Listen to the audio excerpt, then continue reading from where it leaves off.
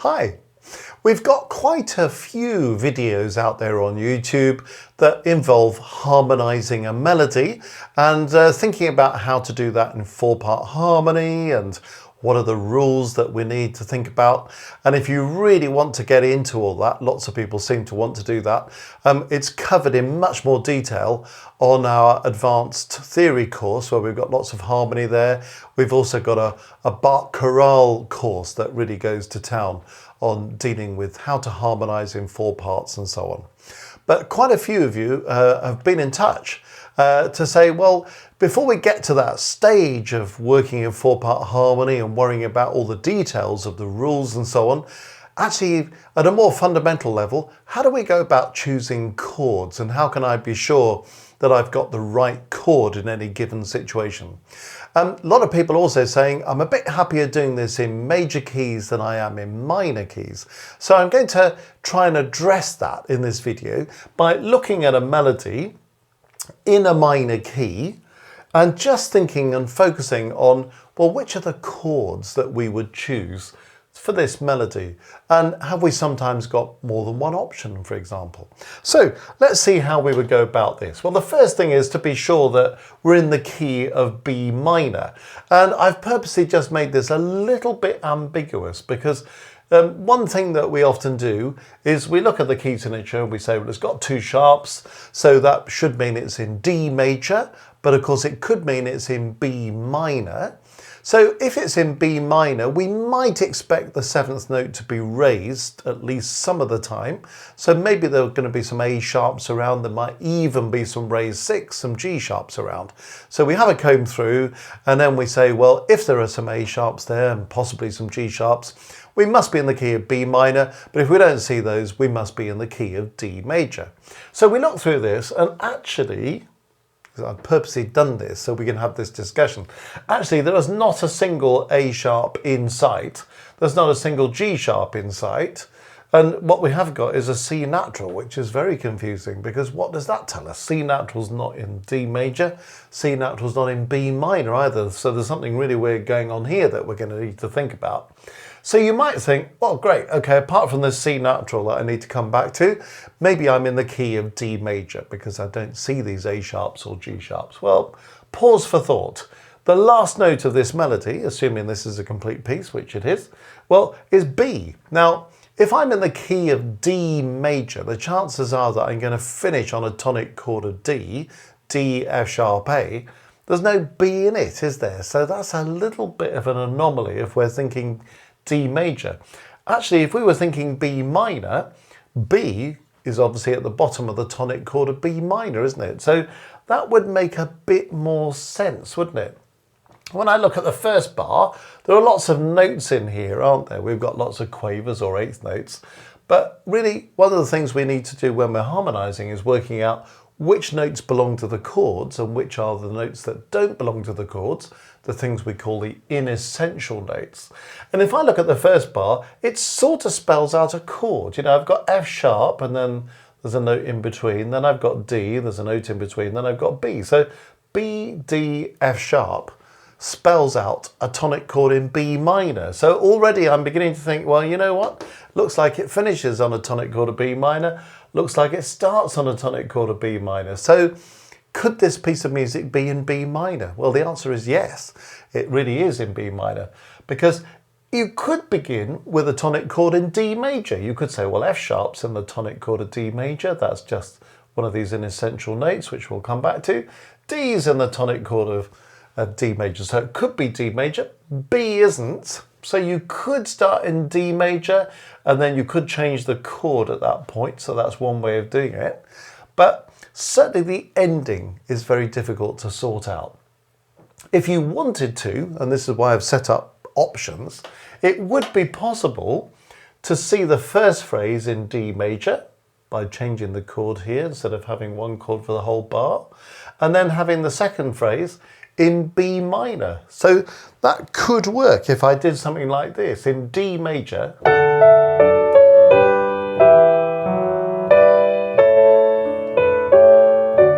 And then I change to B minor.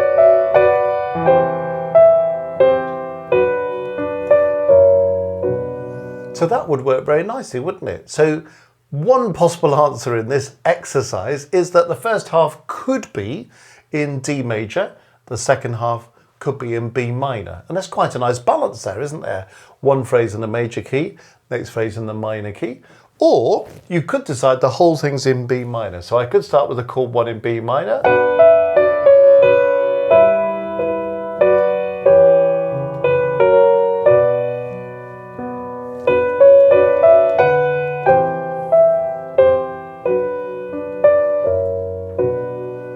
So it makes the point, doesn't it, that it's not just a question of, well, what's the right chord? Sometimes there's more than one possibility. And sometimes when we choose chords, we want to be thinking about the progression from one chord to the next, what makes sense. But even the possibility that we have here, that we could take the whole thing in B minor, or we could present the first half in D major. So, we've got options, haven't we? Well, why don't we take the first half in D major? Because that would give us a chance to talk about, how would we do that in D major, and how would we do the second half in B minor, and how do we get from one key to the other, and that kind of stuff. But you could quite legitimately do the whole thing in B minor if you wanted to. Okay, well, you may be very comfortable with chords, but just in case the chords are still something that trouble you, it's always a good idea just to write out the diatonic chords for the key. That word diatonic, the chords that belong to the key, built on the scale of the key. So if I'm in D major, all I need to do is write out the scale of D major. I don't actually need the last note because D at the top is same as D at the bottom. Add a third and a fifth to each of these notes.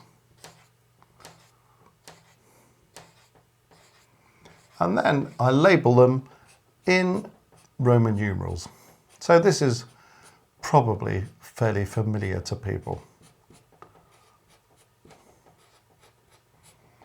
Now, as I go through then, I'm going to find melody notes that need chords that belong to them, because if you put a chord that doesn't belong to the melody note, there's going to be a clash. Sometimes we can have a little clash and resolve it. Most of the time, we want the notes and the melody to fit with the notes and the chord. Now, the first danger is you've got all these quavers, or eighth notes in the first bar, and you could think, well, I'll have to find a chord for every one. If you put a chord for every one, it's going to sound a bit crazy. All the chords are changing too quickly, aren't they? So that doesn't make sense. It's too kind of manic. So we need to think, well, which notes belong to the chord, which ones don't? This one here and this one here can be regarded as passing notes. In other words, notes that pass by step between other notes that belong to the chord. And that helped me, didn't it, a moment ago to say, well, if we're in B minor, F sharp, D, B belong to chord 1 in B minor. If we're going to treat it in D major, well, we already said that F sharp and D belong to chord 1, don't they? There's D and F sharp at the bottom there. So we could decide we're going to have chord 1 there. By the time we get to this B, well, B doesn't fit with chord 1 in D major, so we need to find other chords. Well, we need to find a chord that's got B in it. There are always 3 options, because any given note will be the bottom of one chord, the third of another chord, the fifth of another chord.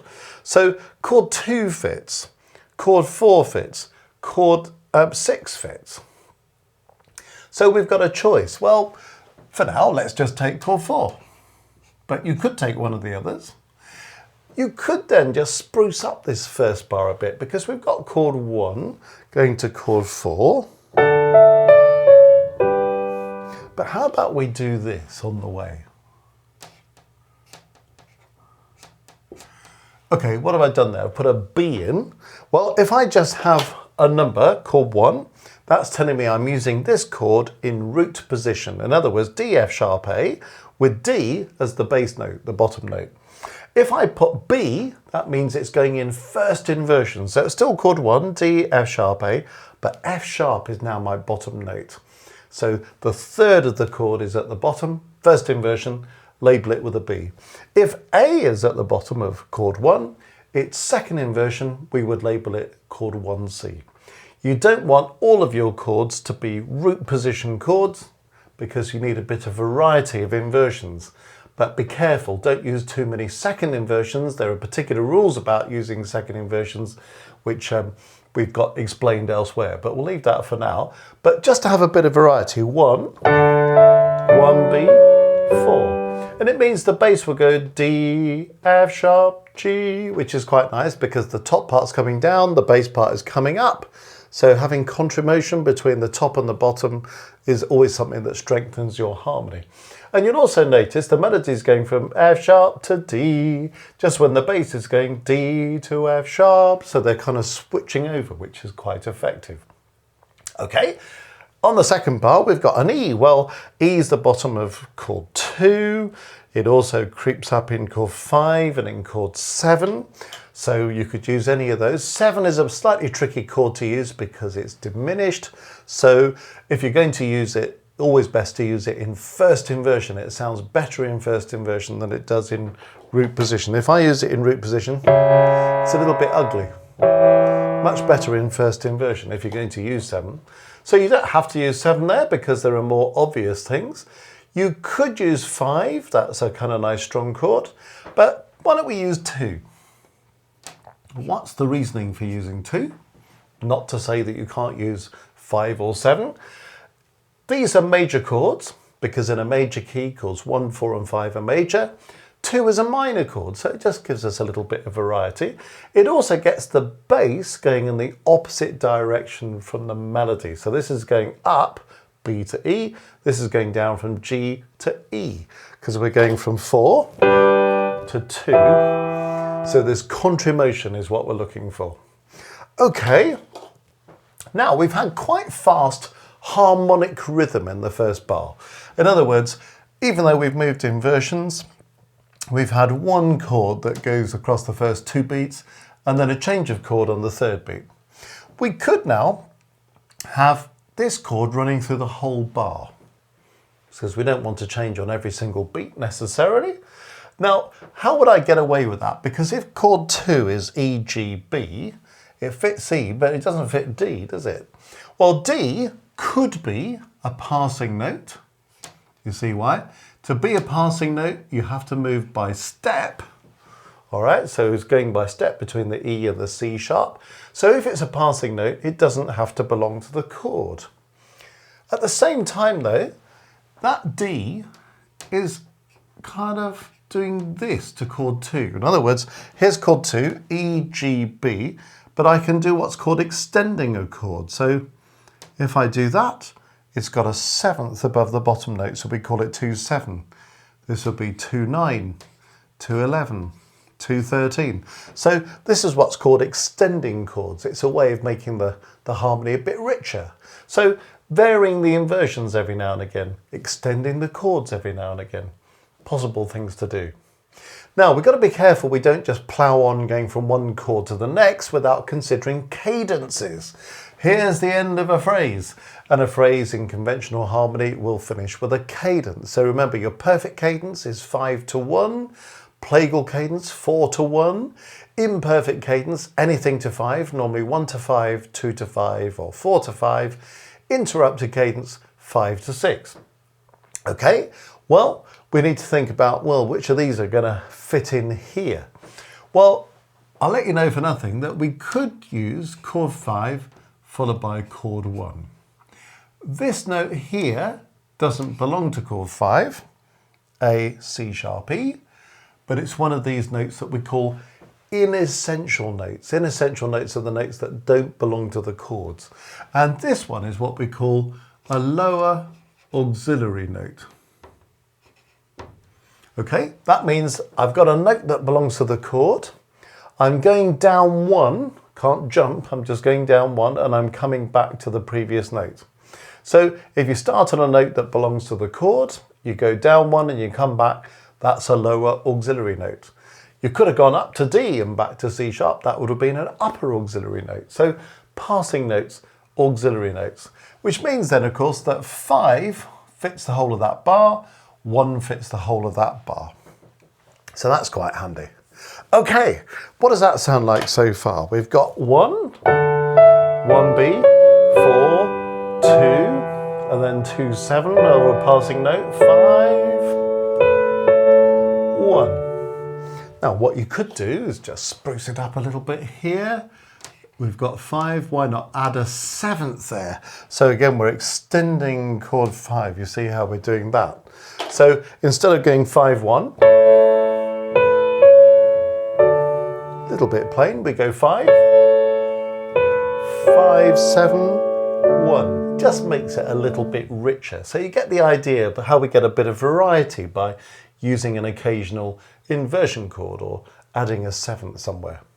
Okay, now we did say the second half will have to be in the key of B minor. So to avoid confusion, I'm going to rub this out and we'll do the same exercise in B minor before we carry on. So here's a stave.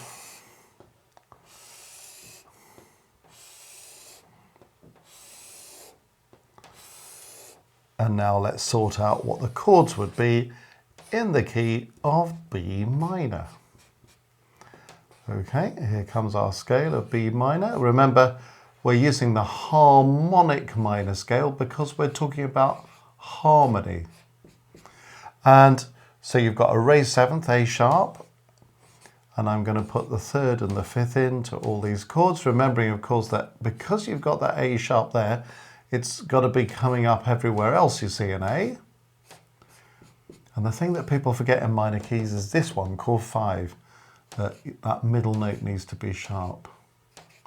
So we've got 1, 2, 3, 4, 5, 6, 7. So now we're in B minor. So this idea of going from D major to B minor is not a great shock because B minor is the relative minor of D major. Same key signature, isn't it? We do need a pivot chord to do this smoothly. In other words, we've got to find a chord that's common to D major and to B minor to pass through on our way to the new key so that the modulation, the key change, isn't too much of a jolt. Now, chord 1 in D major is not a pivot chord. D, F sharp, A, because, as we've just been saying, in B minor we need A sharp. So we need to find a pivot chord here. Well, let's see what's going on. This looks a bit like the first bar upside down, doesn't it? Interesting piece of melodic design, you know. You have a phrase that starts with a descending passage, another phrase that does the same thing in reverse. It's a nice way of getting balance between phrases. So guess what's happened here? Passing note. You can see the parallel situation with the first bar. So B, D, F sharp. That is spelling out chord 1 in B minor, and there's nothing else that's going to really fit that. But is that a pivot chord? Well, yes, because B, D, F sharp, chord 1 in B minor, is also chord 6 in D major. So this is our pivot chord. So you don't have to do it at the end of the phrase, you can do it at the beginning of the next phrase, that's fine. So there's chord 1, and it fits very nicely through the whole bar. Now, I went 1, 1B there, so should I go 1, 1B here? No. Reason being, the bass will then go B, D, and it will give you consecutive octaves. Now, I'm not going to get into the rules here, but it's all there, as I say, in the advanced theory package, if you want to get into all that. Okay, but there's a chord 1. This bar is a bit confusing, isn't it? Because we're looking at this thinking G, E, C looks like chord 2, but it's not chord 2 because in chord 2 there's a C sharp, isn't there?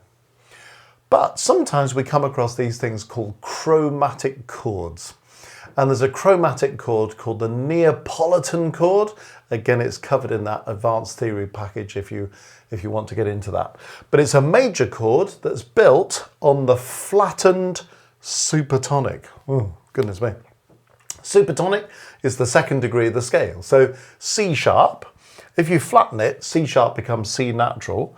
So C natural E, G is a Neapolitan chord. It's one of the chromatic chords in B minor. Now, it's quite often used in first inversion. It tends to work better in first inversion.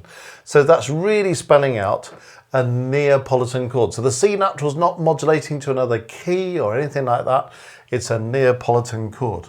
So we'll make a note of that. so we know exactly what we're talking about here. Neapolitan. And we're probably going to put it in first inversion. So that's what's going on there. So we've got chord 1 at the beginning of the bar, at the beginning of the line. Neapolitan. It's a lovely colourful chord, I always think. And then we're coming up to another cadence, so we need to be thinking cadences again.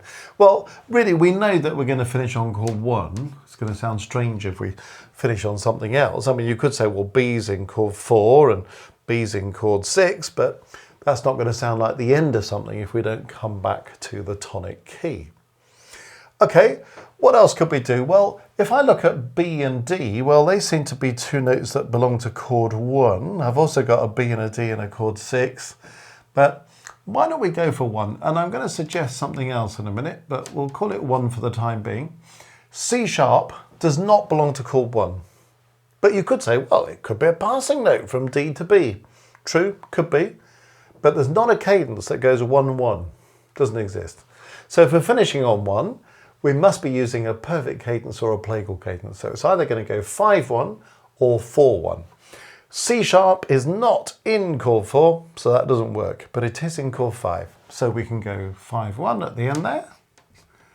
And there's a little formula that often comes up that goes 1C, 5-1. And by doing that, it gives us another inversion chord. So we've got an inversion chord there, we've got one here, we've got one there. So that second phrase now goes chord 1. Neapolitan, lovely colour. 1C, 5-1. What I did there, just spruced up the 5 by extending it to 5-7. So there we are. There's a way of harmonizing that melody. So let me just run you through the whole thing. And just to remind you, we're thinking D major in the first phrase, and we're thinking B minor in the second phrase. So this is how it all comes together.